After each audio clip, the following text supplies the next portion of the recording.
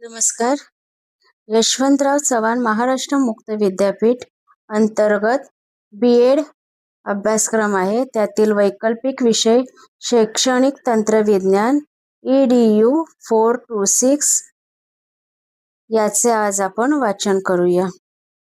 घटक 9 शैक्षणिक तंत्रविज्ञान शिक्षक परिवर्तनाचा अग्रदूत. पाठ्यमुद्दे शैक्षणिक तंत्रविज्ञान शिक्षकाची भूमिका, शैक्षणिक तंत्रविज्ञान शिक्षकाची कार्ये. यामध्ये 4 उपघटक आहेत. शैक्षणिक तंत्रविज्ञान कक्षाची जबाबदारी, अध्यापन साहित्याचे बलस्थान व मर्यादा ओळखणे, अध्यापन साहित्याची तौलनिक परिणामकारकता ठरविणे आणि स्वानुभवातून सहकार्यांना सहभागी करून घेणे. दुसरा मुख्य मुद्दा आहे सहकार्यांचे उद्बोधन, प्रेरणा व सुसंवादाची कार्यनीती. यामध्ये 5 उपघटक आहेत. त्यामध्ये कृतीसत्रे, दिग्दर्शन, प्रदर्शने, संघ अध्यापन आणि सूक्ष्म अध्यापन यांचा समावेश आहे. पाठाची उद्दिष्टे. या घटकाच्या अभ्यासानंतर तुम्ही पुढील गोष्टी सांगू शकाल. शैक्षणिक तंत्रविज्ञान शिक्षकाची भूमिका सांगू शकाल. शैक्षणिक तंत्रविज्ञान शिक्षकाची विविध कार्ये स्पष्ट कराल. शैक्षणिक तंत्रविज्ञान शिक्षक म्हणून विविध नवोपक्रमांमध्ये वेगवेगळ्या तंत्रे वापरून आपल्या सहकार्यांचे उद्बोधन करू शकाल. शैक्षणिक तंत्रविज्ञानाद्वारे शालेय परिवर्तनाची प्रयत्न करू शकाल. पाठाचे प्रास्ताविक. शाळेमध्ये विज्ञान शिक्षक, चित्रकला शिक्षक, शारीरिक शिक्षण शिक्षक असे विविध विशेष स्वरूपाची कार्य करणारे शिक्षक असतात, हे आपणास माहीत आहे. त्याप्रमाणे शैक्षणिक तंत्रविज्ञान शिक्षक नावाचा आणखी एक विशेष कार्य करणारा शिक्षक असू शकेल का? आजपर्यंत असा शिक्षक नव्हता व जेव्हा शैक्षणिक तंत्रविज्ञान हे सर्व विषय अध्यापनाचे अविभाज्य अंग होईल त्यावेळी कदाचित अशा स्वरूपाची शिक्षकाची गरज राहणार नाही. परंतु या मध्यंतरीच्या संक्रमणाच्या अवस्थेत शैक्षणिक तंत्रविज्ञान शिक्षकाची भूमिका पार पाडणाऱ्या एका नव्या शिक्षकाची गरज शाळेमध्ये भासू लागली आहे. ती भूमिका कोणती असेल हे आपण आता पाहूया. विषय विवेचन. यामध्ये पहिला उपघटक आहे शैक्षणिक तंत्रविज्ञान शिक्षकाची भूमिका. शैक्षणिक तंत्रविज्ञान शिक्षकाची शाळेतील भूमिका पाहण्यापूर्वी प्रथम आपण हे निश्चित करूया की हा शिक्षक कोणत्या विषयाचा असेल. शैक्षणिक तंत्रविज्ञान शिक्षक हा विज्ञान शाखेचा असावा अशी एक गैरसमजूत आहे. शैक्षणिक तंत्रविज्ञानाला विषयाची बंधने नाहीत. सेवापूर्व प्रशिक्षणात B.Ed मध्ये ज्याने शैक्षणिक तंत्रविज्ञान हा विषय घेतलेला आहे असा शिक्षक, मग त्याची कोणतीही अध्यापन पद्धती असो, हा शैक्षणिक तंत्रविज्ञान शिक्षक होऊ शकेल. विविध कठीण व मृदू साहित्य हाताळण्याचे कौशल्य मात्र त्याच्याकडे हवे. शिवाय त्याच्याकडे एक विशिष्ट दृष्टिकोन, अभिवृत्ती व तात्विक भूमिका पाहिजे. शैक्षणिक तंत्रविज्ञान शिक्षक हा नव्या बदलाचे स्वागत करणारा तसेच जुन्या कवटाळून न बसणारा असा शिक्षक पाहिजे. नव्याचे स्वीकाराबरोबर काही जुन्या गोष्टींचा त्याग करावा लागणार हे साहजिकच आहे. मात्र या नव्याचा स्वीकार व जुन्याचा त्याग तो आंधळेपणाने करणार नाही. शैक्षणिक तंत्रविज्ञान शिक्षक हा प्रयोगशील शिक्षक असेल.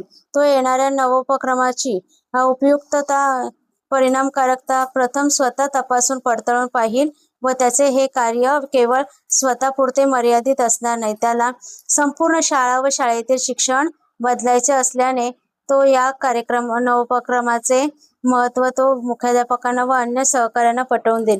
त्यासाठी त्याच्याकडे सहकार्यांशी सुसंवाद साधण्याचे कौशल्य असले पाहिजे, नेतृत्वाचे गुण असले पाहिजेत.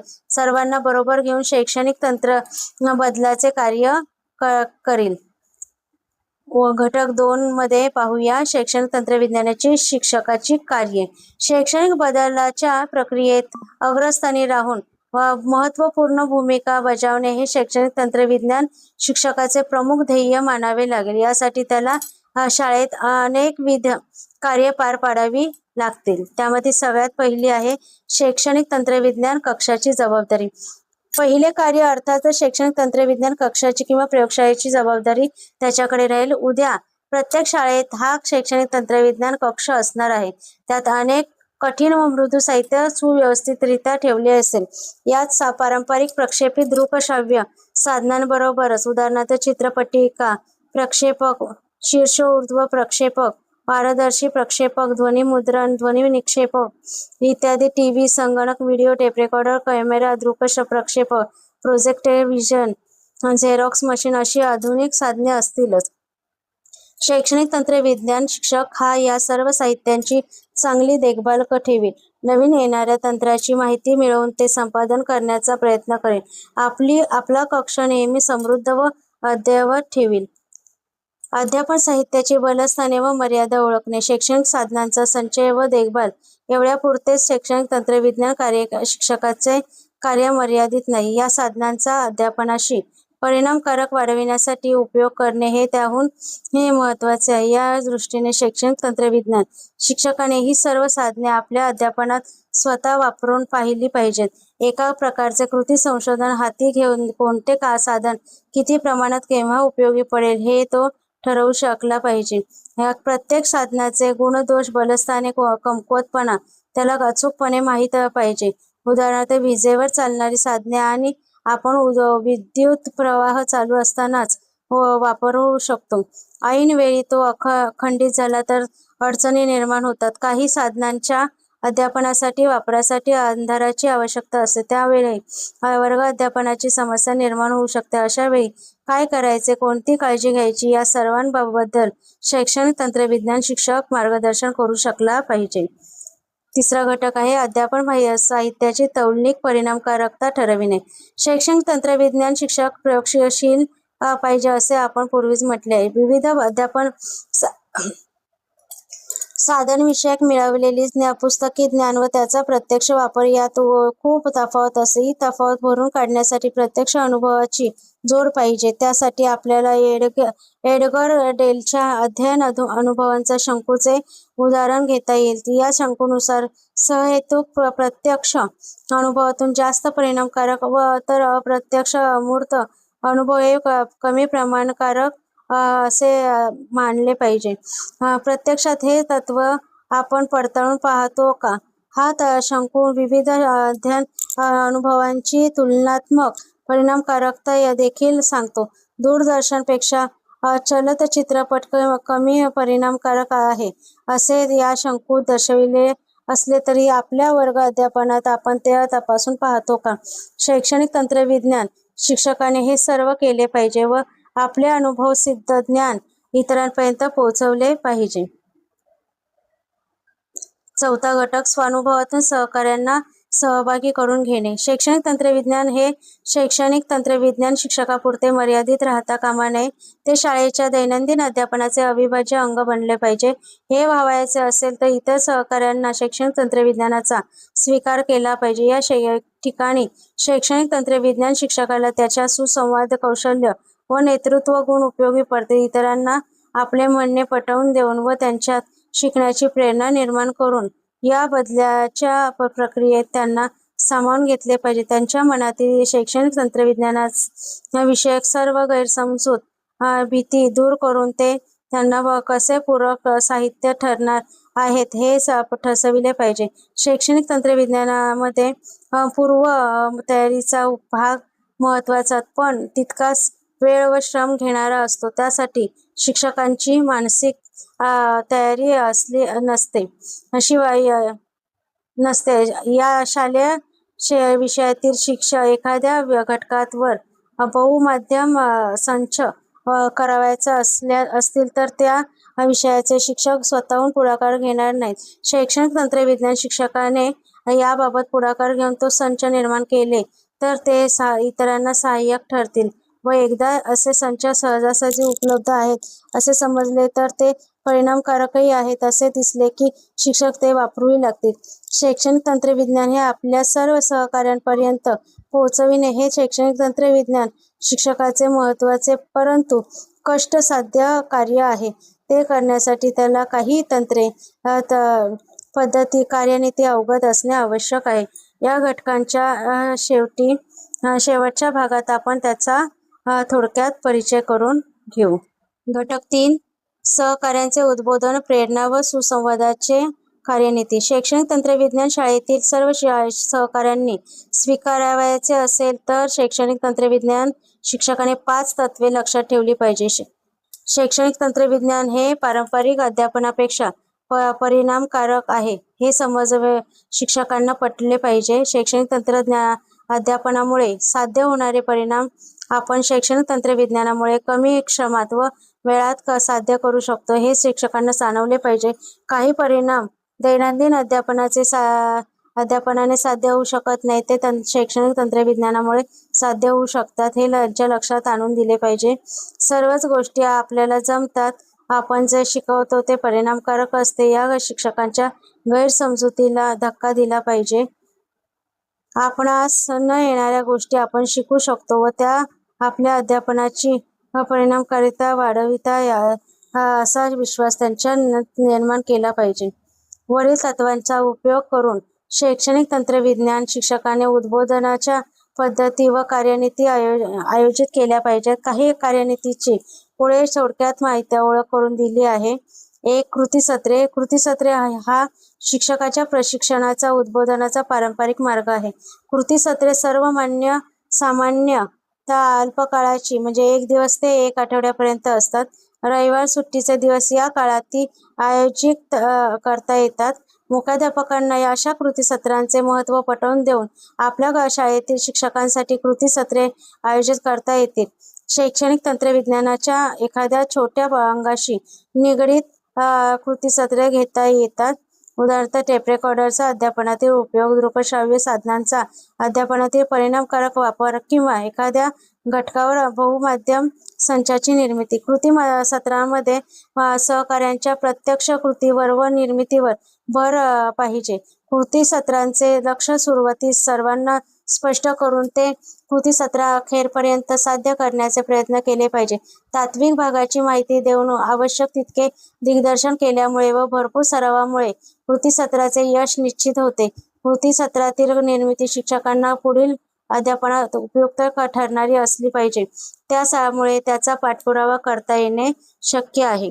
दिग्दर्शन हे देखील उद्बोधनाचे परिचित तंत्र आहे. एखादे नवे साहित्य, तंत्र, कार्यनीती, पद्धती कशी वापरायची हे दिग्दर्शनाच्या साहाय्याने ठरविता येते, दाखविता येते. एखादे अर्ध्या दिवसाचे सत्र देखील दिग्दर्शनासाठी पुरेसे ठरेल. दिग्दर्शन कशासाठी व कसे हे थोडक्यात स्पष्ट करून दिग्दर्शनाची कृती करता येईल. दिग्दर्शनाच्या वेळी नेमके काय करायचे, काय पाहायचे याची अन्य शिक्षकांना कल्पना द्यावी. दिग्दर्शनातील महत्त्वाचे घटक व चुका किंवा अडथळ्यांच्या जागा हेतुतः स्पष्ट कराव्यात. दिग्दर्शनाच्या कृतीत 1-2 शिक्षकांनाही सहभागी करून घ्यावे. ज्या साधनाचे, तंत्राचे किंवा पद्धतीचे दिग्दर्शन आहे त्यांची प्रत्यक्ष परिणामकारकता दाखविता आली तर ती जरूर दाखवावी. तसेच दिग्दर्शन करताना येणाऱ्या संभाव्य अडचणी व त्यावरील उपाय हेही लक्षात आणून द्यावेत. प्रदर्शने. शैक्षणिक तंत्रविज्ञानाची प्रदर्शने हा शैक्षणिक तंत्रविज्ञानाच्या प्रसाराचा एक प्रभावी मार्ग आहे. त्या प्रदर्शनामध्ये सर्व प्रकारचे साहित्य व त्याविषयी माहिती विविध माध्यमातून मांडण्यात येऊ शकते.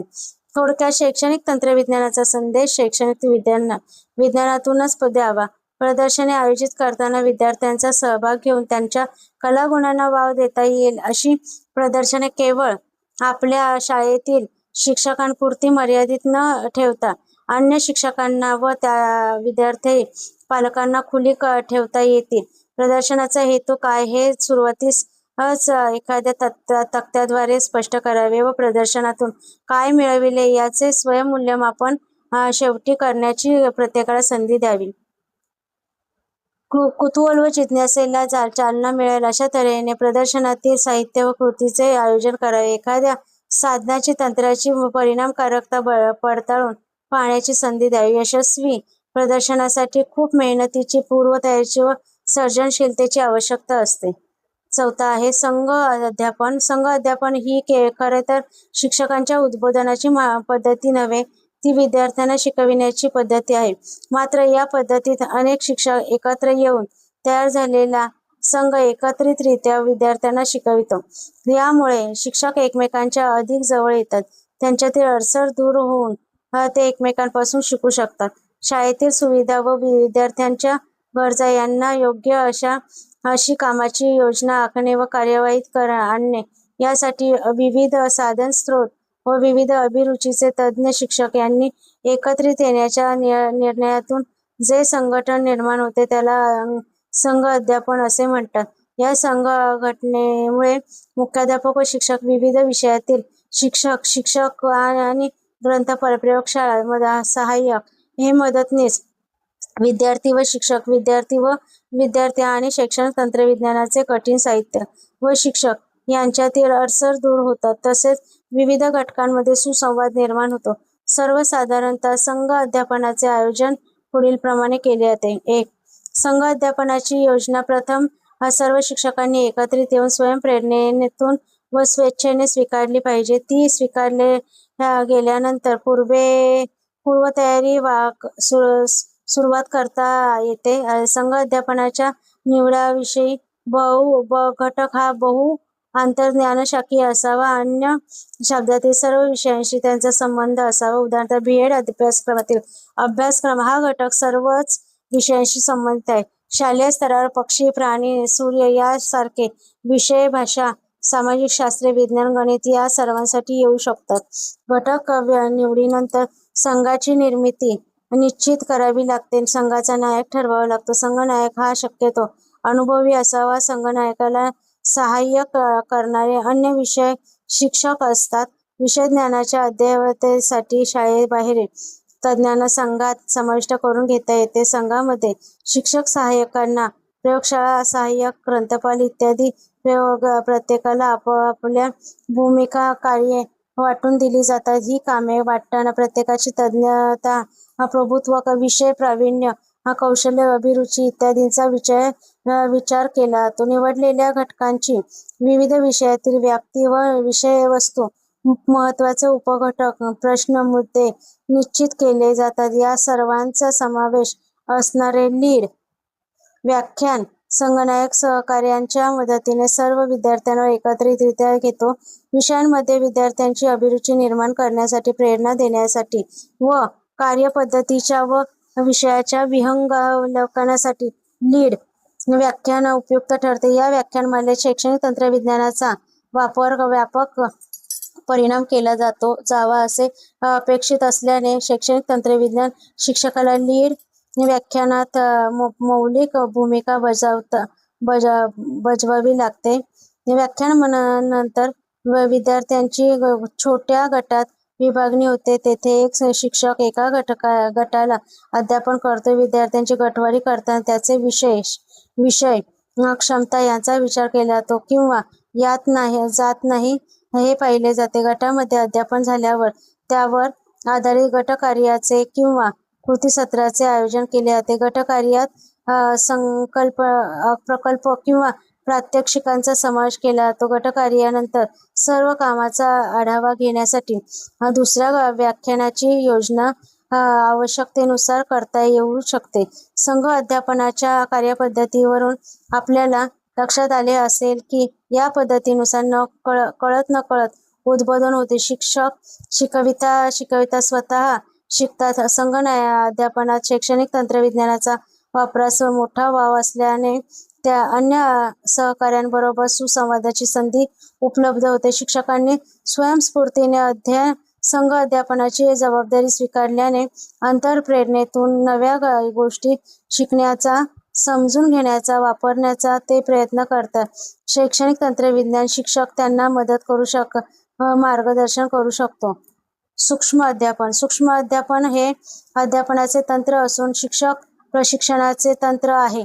1960 ते 1970 या दशकात अमेरिका येथील स्टॅनफोर्ड विद्यापीठात या तंत्राचा विकास झाला व हे प्रशिक्षणाचे एक प्रभावी तंत्र आहे असे दिसून आल्याने अनेक देशांतही त्याचा परिणाम झाला. भारतामध्ये ही या तंत्रावर बरेच संशोधन झाले असून त्याला आता या तंत्राचा B.Ed अभ्यासक्रमामध्ये अंतर्भाव करण्यात आलेला आहे. संपर्क सत्रात सूक्ष्म अध्यापनाद्वारे काही अध्यापन कौशल्य आपण स्वतः प्रात्यक्षिकाद्वारे शिकणार आहोत. त्यावेळी सूक्ष्म अध्यापनाची सखोल तात्विक माहिती व प्रत्यक्ष अनुभव आपणास मिळेलच. अध्यापनामध्ये आपण अनेक छोट्या छोट्या कृती करत. उदाहरणार्थ प्रश्न विचारणे, फलक लेखन करणे, स्पष्टीकरण देणे, शैक्षणिक साधने वापरणे इत्यादी यांनाच अध्यापन कौशल्य असे म्हणतात. या कृती एकदम एकत्रित शिकवण्यापेक्षा सुट्या स्वतंत्र शिकणे सोयीचे असते. या दृष्टीने सूक्ष्म अध्यापनाची योजना केलेली असते. सूक्ष्म अध्यापनाच्या काही सुनिश्चित पायऱ्या आहेत. अशा सूक्ष्म अध्यापनाच्या साठी अनेक अध्यापन कृती किंवा कौशल्य यातून एका वेळी एकाची निवड करतात. त्या अध्यापन कृती कौशल्याची सविस्तर माहिती प्रशिक्षणार्थ्यांना पाठविली जाते. 2. त्या कृती कौशल्यांचा नमुना प्रत्यक्ष छोटा पाठ घेऊन किंवा व्हिडिओ फिल्म किंवा लिखित स्वरूपात दाखवितात. प्रशिक्षणार्थी त्यांचे निरीक्षण करतात. प्रशिक्षणार्थी त्यानंतर त्या कौशल्य कृतींचा स्वतः सराव करण्यासाठी एका 5 ते 7 मिनिटाच्या छोट्या पाठाचे नियोजन करतात. नियोजन करताना त्या कृती कौशल्याचा आपल्याकडून दिलेल्या वेळेचा जास्तीत जास्त वापर कसा केला जाईल याची काळजी घेतात. हा नियोजित पाठ प्रशिक्षणार्थी आपल्या 5 ते 6 विद्यार्थ्यांना किंवा आपल्याच सहकाऱ्यांवर घेतो त्यावेळी अध्यापन असे म्हणतात. या पाठाचे व्हिडिओच्या साहाय्याने मुद्रण करतात किंवा निवड केलेल्या अध्यापन कौशल्याचे किंवा कौशल्य घटकाचे किती प्रमाणात घडले याची तक्त्यामध्ये नोंद करतात. या पाठावर गटामध्ये चर्चा होते. चर्चा करताना नोंदवही तक्त्यातील नोंदींचा विचार व व्हिडिओ ऑडिओवर नोंद झालेल्या पाठाचा उपयोग केला जातो. झालेल्या पाठावरील सूचना नेमक्या सुस्पष्ट व जसा पाठ घडला त्यानुसार निवडलेल्या कौशल्याबाबत माहिती देतात. गुणदोषांबरोबर कोणती सुधारणा करता येईल यावर मार्गदर्शन केले जाते. या चर्चेला प्रत्याभरण असे म्हणतात. प्रत्याभरणासाठी मिळालेल्या माहितीचा उपयोग करून प्रशिक्षणार्थी आपल्या पूर्वीच्या पाठ नियोजनात बदल करतो. हेच पूर्वनियोजन होय. बदललेल्या पाठ नियोजनानुसार प्रशिक्षणार्थी पुन्हा तोच पाठ भिन्न विद्यार्थी गटाला अथवा सहकाऱ्यांना शिकवितो. हे झाले पुनरअध्यापन. पुनरअध्यापनावर पुन्हा चर्चा होऊन पुनरअध्यापन दिले जाते. आकृती रूपात सूक्ष्म अध्यापनाच्या पायऱ्या पुढील प्रमाणे दाखवल्या आहे. अध्यापन कौशल्य कृतीच्या तात्विक माहितीचे स्पष्टीकरण, अध्यापन कृती कौशल्याच्या आदर्श नमुन्याचे सादरीकरण, सूक्ष्म पाठाचे नियोजन, सूक्ष्म पाठाचे अध्यापन, सूक्ष्म पाठावरील प्रत्याभरण, सूक्ष्म पाठाचे पुनर्नियोजन, सूक्ष्म पाठाचे पुनरअध्यापन, सूक्ष्म पाठाचे पुनर्प्रत्याभरण. पायरी क्रमांक 3 ते 8 या सूक्ष्म अध्यापनाचे एक चक्र म्हणतात. आवश्यक त्यावेळेस आणखी एक चक्र प्रशिक्षणार्थ्यास देता येते. मात्र या चक्रासाठी नव्या अध्यापन घटकाची निवड करावी लागते. सूक्ष्म अध्यापनाची वैशिष्ट्ये. सूक्ष्म अध्यापनाची 3 महत्त्वाची वैशिष्ट्ये आहेत. ती अशी: साध्य करावयाच्या अध्यापन कृतींची संख्या एकच किंवा विद्यार्थी संख्या 5 ते 6, शिकविण्याची पाठवस्तू 1 ते 3 मुद्दे व वेळ 5 मिनिटे या सर्व दृष्टीने सूक्ष्मरूप केलेली अध्यापन परिस्थिती. एका वेळी एकाच अध्यापन कृती कौशल्यावर केंद्रित केलेले लक्ष. झालेल्या सूक्ष्म पाठावर चर्चेतून तात्काळ दिले जाणारे प्रत्याभरण. सूक्ष्म अध्यापनात आधुनिक कठीण साहित्य उदाहरणार्थ TV, CCTV, audio, video, tape recorder, बहुमाध्यम साधन संच इत्यादी साहित्य उपयोग केलेला जातो. त्यामुळे परिणामकारकता वाढीस मदत होते. मात्र ते आवश्यक घटक मानले जात नाहीत. सूक्ष्म अध्यापनावर संशोधनाने सप्रमाण ठरविलेले लिखित स्वयंअध्ययन साहित्य इंग्रजीमधून उपलब्ध आहे. मराठीमध्ये असे साहित्य निर्माण झाले आहे. हे साहित्यही कौशल्य संपादनाच्या दृष्टीने प्रभावी असून प्रशिक्षणार्थी स्वतः ते वाचून वापर करू शकतो. सूक्ष्म अध्यापनाचे फायदे. सूक्ष्म अध्यापन हे पायरीपायरीने प्रशिक्षण द्यावयाच्या पद्धतीचे एक भाग आहे. एका वेळी एकच गोष्ट शिकावी या तत्त्वाचा प्रत्यक्ष उपयोग या तंत्रात केलेला आहे.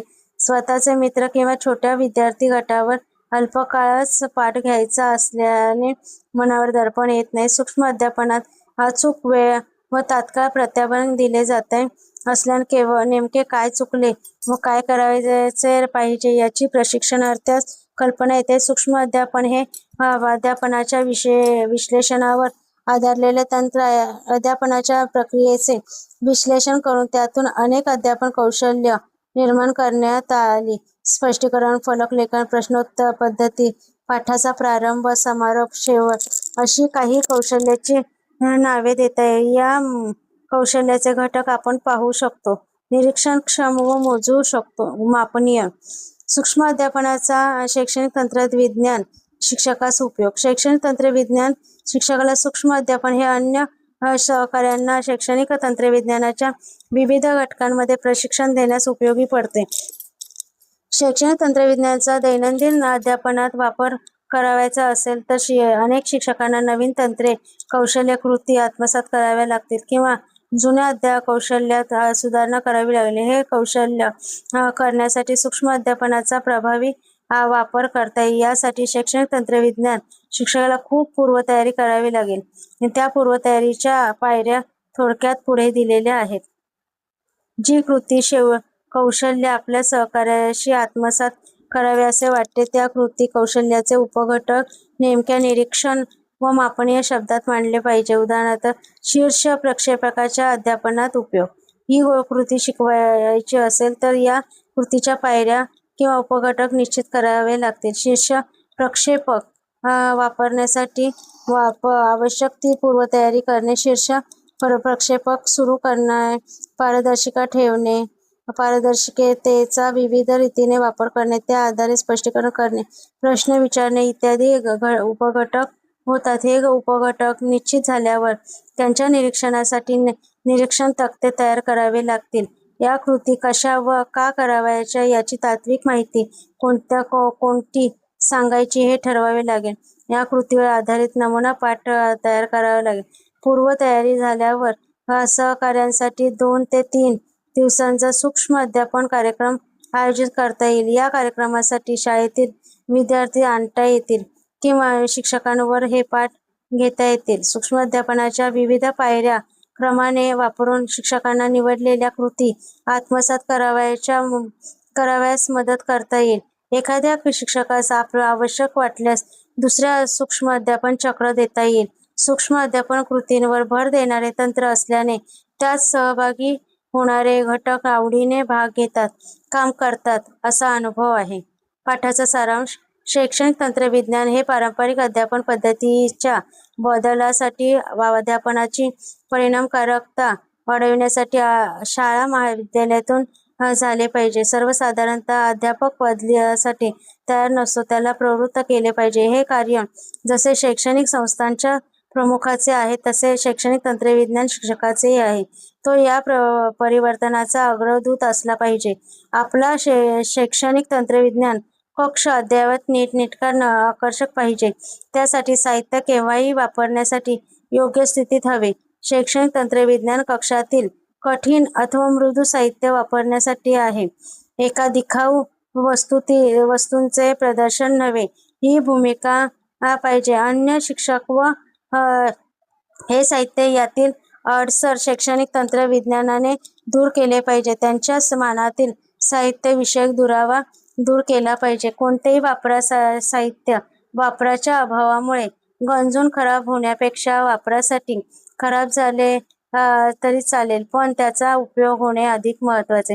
शिवाय शैक्षणिक तंत्रविज्ञानाच्या उपयोगाबाबत शैक्षणिक तंत्रविज्ञान शिक्षक हा स्वतःच एक मॉडेल पाहिजे. त्याने स्वतः ते आपल्या विषयाच्या अध्यापनात वापरले पाहिजे. त्यामुळे त्यांचे स्वतःचे अध्यापन परिणामकारक होईलच, परंतु विद्यार्थीही प्रभावित होतील. तो चर्चेचा विषय होईल. शालेय वातावरणात त्याचा परिणाम होईल. अन्य शिक्षकांवर दबाव निर्माण होईल व त्याच्याबद्दल बदलाची प्रेरणा निर्माण होईल. या घटकात विशद केलेली विविध तंत्रे वापरून तो आपल्या सहकार्यांना शैक्षणिक तंत्रविज्ञान प्रशिक्षित करू शकेल. या ठिकाणी पारिभाषिक शब्द तसेच अधिक वाचनासाठी शब्द पुस्तके यांची नावे दिलेली आहेत. धन्यवाद.